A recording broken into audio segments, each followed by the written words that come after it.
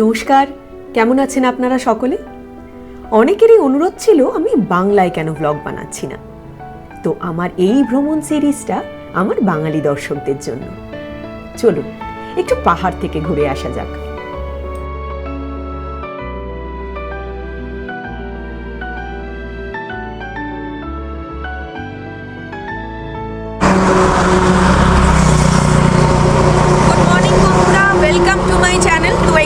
এখন আমি দাঁড়িয়ে আছি NH-12 এর উপর, যাচ্ছি শিলিগুড়ি।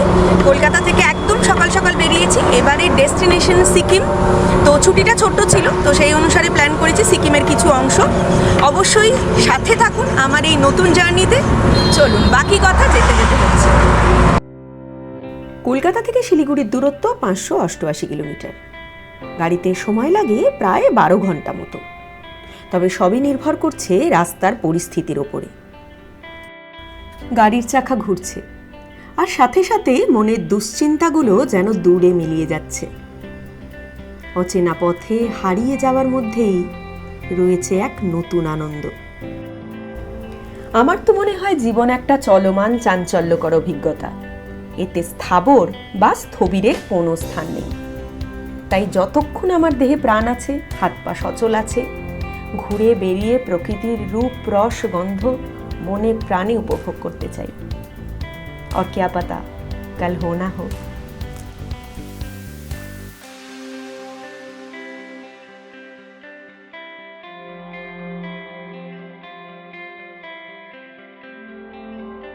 কলকাতা থেকে কৃষ্ণনগর, ফারাক্কা, মালদা হয়ে আমরা যাব শিলিগুড়ি।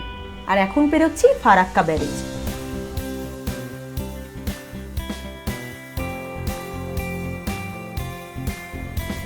চা না থাকলে সকালটা এত মিষ্টি হতো না। চা না থাকলে মেঘই করে যেত, বৃষ্টি হতো না। সে কোন সকালে বেরিয়েছি, সেভাবে ব্রেকফাস্ট করতেও দাঁড়ানো হয়নি। কিন্তু চা তো আমার চাই, তাই একটু টি ব্রেক।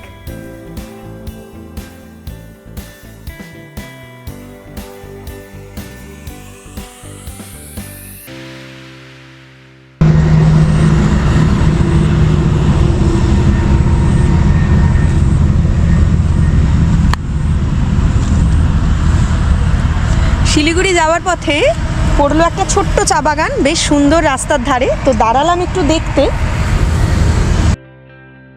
শিলিগুড়ি যাওয়ার পথে হাইওয়ের ধারে এরকম প্রচুর চা বাগান, তো দেখতে বেশ ভালো লাগে। আর চায়ের প্রতি তো আমার একটা অন্যরকম টান আছেই, গাছপালার প্রতিও আছে। তাই নেমে গেলাম একটু চা বাগানটা ঘুরে দেখতে।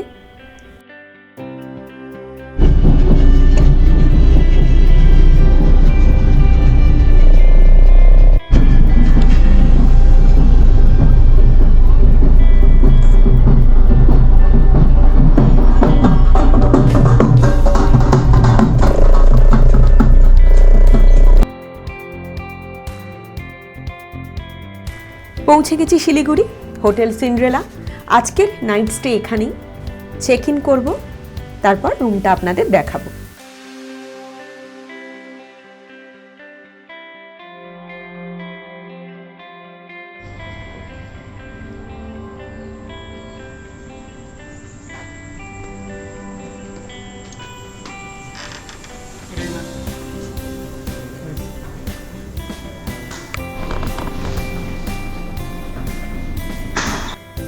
এই হলো হোটেল সিন্ড্রেলা রুম।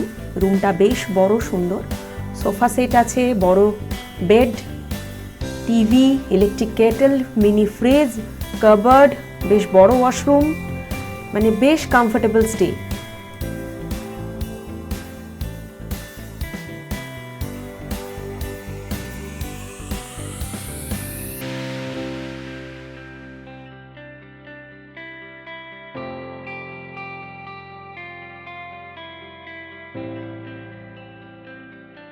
আজ জাস্ট আর্লি ডিনার করব, করে ঘুমাবো, কারণ কাল আবার সকালে উঠে জার্নি আছে।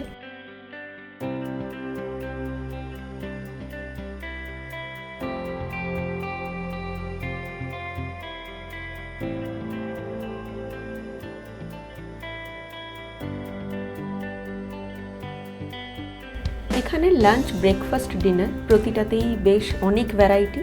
তো এখন ব্রেকফাস্ট করছি, ব্রেকফাস্ট করেই বেরোবো এখান থেকে। আজ সোজা চলে যাব ইয়কসম।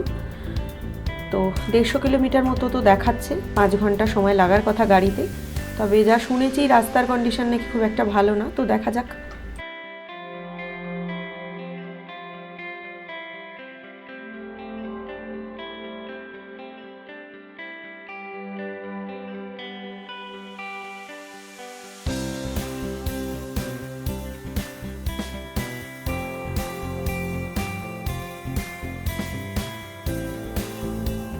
তো চেক আউট করছি হোটেল সিন্ড্রেলা থেকে। এই হোটেলটি বেশ বড়, একেবারে রাস্তার উপরে, সাজানো গোছানো, পরিষ্কার পরিচ্ছন্ন, বেশ সুন্দর। আমার তো বেশ পছন্দ হয়েছে এখানকার পরিবেশ। তো আপনারা যদি শিলিগুড়ি আসেন, থাকার জন্য এই হোটেলটা কিন্তু একটা ভালো অপশন।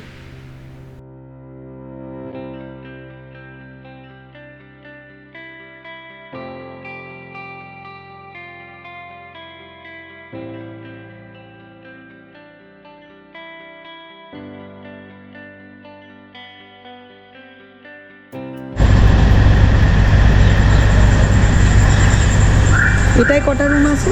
এখানে আপনার 35খানা রুম আছে, ওই বিল্ডিংয়ে 8খানা রুম আছে, প্লাস ওই বিল্ডিংয়ের পিছনে সুইমিং পুল, জিম আছে। আচ্ছা, ওই বিল্ডিংটা? হ্যাঁ, ওই বিল্ডিং। ওই রুমগুলো কি একটু বড়? ওই রুমগুলো বড়, আর তারপরে এখানে 4খানা বড়, তারপরে মিডিয়াম।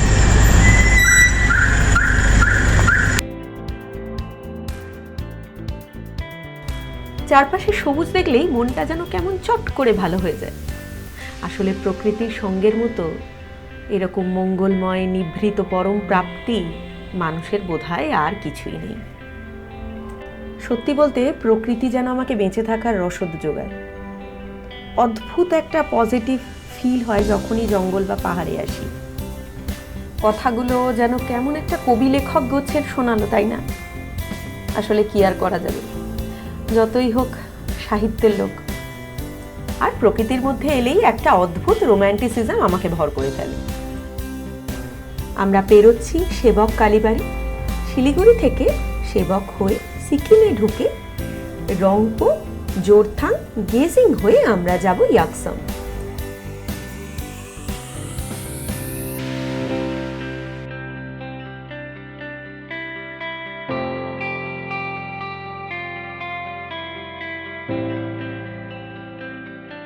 পাশ থেকে বয়ে চলেছে তিস্তা। তিস্তায় প্রচুর জল এখন।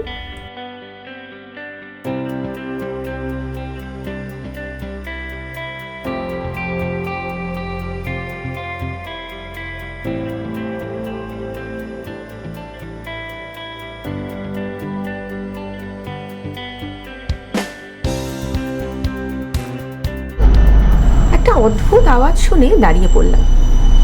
ঘন্টা বাজার মতো একটা শব্দ ক্রমাগত জঙ্গলের ভিতর থেকে বেরিয়ে আসছে। অনেকক্ষণ মন দিয়ে শোনার পর বুঝলাম এটা এক প্রকারের ঝিঁঝি পোকার শব্দ। একেবারে অবিকল মন্দিরে ঘন্টা বাজার মতোই শোনাচ্ছে।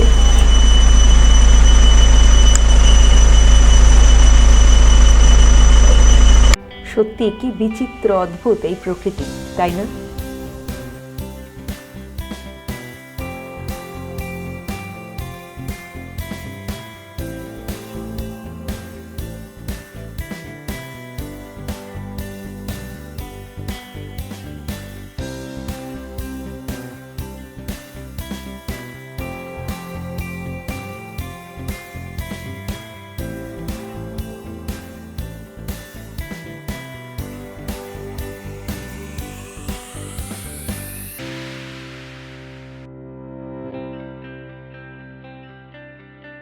এটা হলো নয়া বাজার, আর এই নয়া বাজার থেকেই আমরা ঠিক ডান দিকে যাব।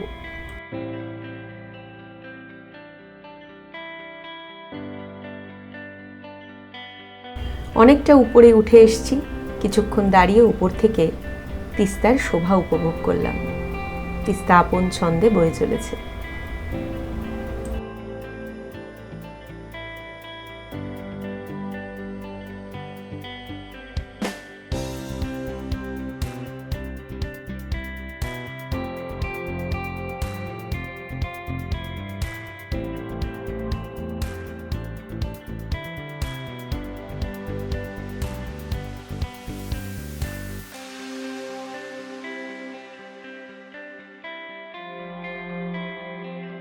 এ হলো রঙ্গিত নদী। কি সুন্দর না?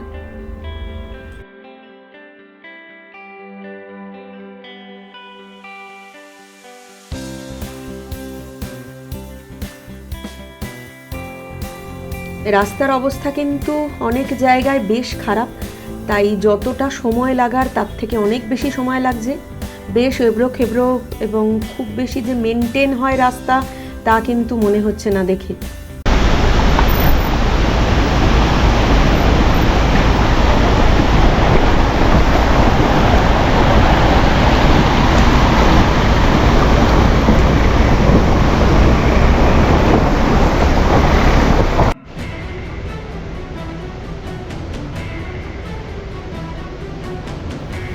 যাই হোক, ইউকসুমে ঢুকছি আমরা। জায়গা যে ভীষণ সুন্দর এই নিয়ে কোনো সন্দেহ নেই, কিন্তু রাস্তা সত্যিই খুব খারাপ। খুব একটা ভালো অভিজ্ঞতা নয় এই রাস্তায় আসার, এবং এক এক জায়গায় রাস্তা এতটাই সরু, কোথাও কোথাও ঝর্ণার জল বয়ে যাচ্ছে ক্রমাগত রাস্তার পাথুরের রাস্তার ওপর দিয়ে, তো একটু ভয়ও করছিল মাঝে মধ্যে। শেষমেশ এসে পৌঁছেছি হোটেল রেড প্যালেস। আগামী 2 দিন এখানেই থাকবো।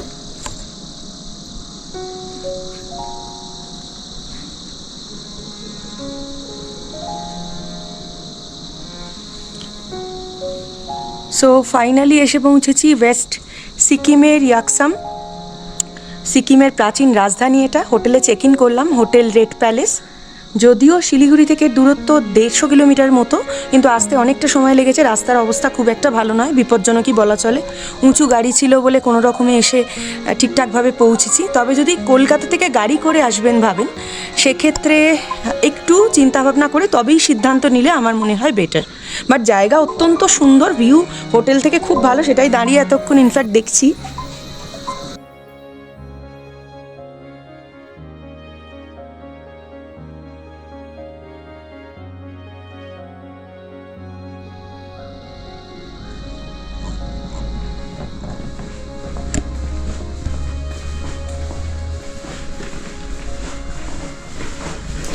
এই হলো হোটেল রেড প্যালেসের এক্সিকিউটিভ রুম। তো আপাতত এখানেই 2 রাত থাকবো। রুমটা বেশ ভালোই, পরিষ্কার পরিচ্ছন্ন, সাজানো গোছানো।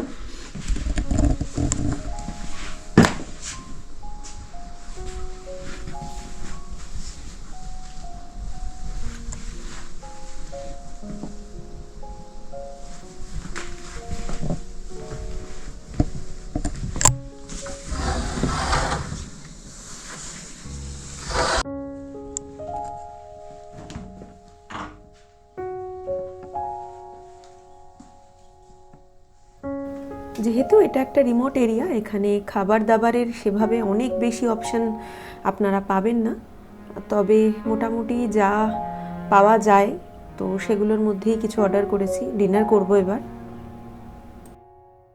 আজ এই পর্যন্তই। বাংলায় এই ব্লগটা আপনাদের কেমন লাগলো অবশ্যই জানাবেন। অনেক ধন্যবাদ ভিডিওটি দেখার জন্য।